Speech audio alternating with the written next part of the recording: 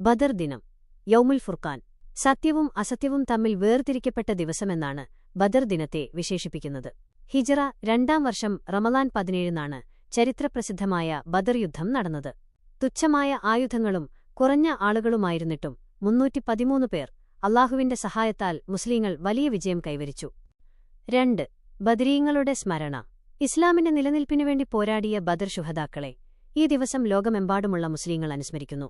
മിക്ക പള്ളികളിലും വീടുകളിലും ബദർ മൗലീദ് പാരായണം ചെയ്യുന്നതും ബദരീങ്ങളുടെ പേരുചൊല്ലി ദുആ ചെയ്യുന്നതും ഈ രാവിന്റെ പ്രത്യേകതയാണ്. 3. ദുആക്ക് ഉത്തരം ലഭിക്കുന്ന സമയം. റമളാനിലെ പവിത്രമായ രാവായതുകൊണ്ടും ബദരീങ്ങളുടെ സ്മരണ പുതുക്കുന്നതുകൊണ്ടും ഈ രാത്രിയിൽ നടത്തുന്ന ദുആകൾക്ക് വലിയ പ്രതിഫലമുണ്ടെന്ന് വിശ്വസിക്കപ്പെടുന്നു. പ്രയാസങ്ങളിൽ നിന്ന് രക്ഷ നേടാനും ആഗ്രഹങ്ങൾ സഫലമാകാനും ഈ രാവിൽ വിശ്വാസികൾ പ്രാർത്ഥിക്കുന്നു. 4. ഖുർആൻ അവതരണം. ചില ചരിത്രരേഖകൾ പ്രകാരം ഖുർആൻ അവതരണത്തിന് തുടക്കം കുറിച്ചതും നബിഷൻക്ക് ആദ്യ വെളിപാട് ലഭിച്ചത് റമളാൻ 17-നാണെന്ന് അഭിപ്രായമുണ്ട്.